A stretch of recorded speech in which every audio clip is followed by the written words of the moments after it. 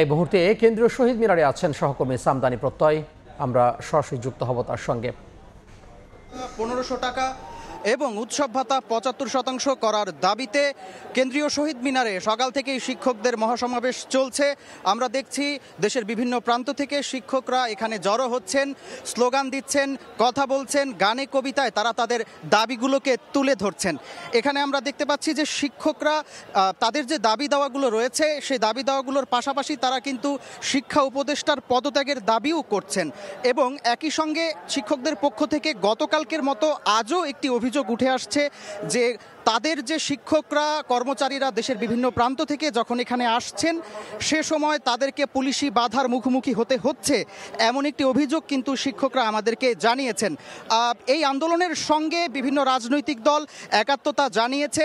সেই রাজনৈতিক দলগুলোর একাত্মতা জানানোর কারণে শিক্ষকদের আন্দোলন আরও অনেক বেশি উজ্জীবিত হয়েছে বলে আমাদেরকে জানিয়েছেন শিক্ষক নেতারা। কিছুক্ষণ আগেই এখানে বিএনপির যুগ্ম মহাসচিব শহীদুদ্দিন চৌধুরী অ্যানি এসেছিলেন।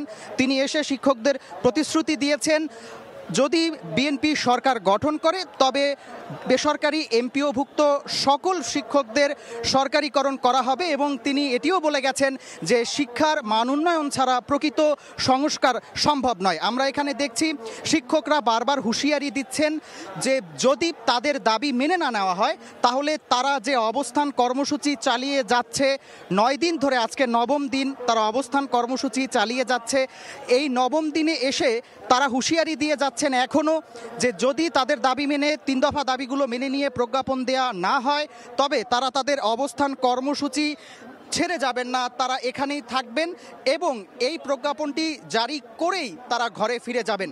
একই সঙ্গে গতকালকের মতো আজও শিক্ষকরা আমাদেরকে জানিয়েছেন যদি তাদের দাবি মেনে না নেওয়া হয় তবে আসন্ন জাতীয় সংসদ নির্বাচনে যে সমস্ত নির্বাচনী দায়িত্ব শিক্ষকরা পালন করে থাকেন সেই দায়িত্বগুলো শিক্ষকরা পালন করবেন না।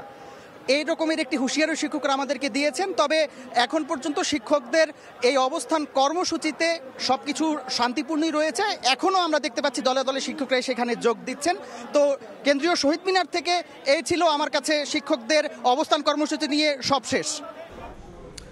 যুক্ত হয়েছিলাম কেন্দ্রীয় শহীদ মিনার থেকে।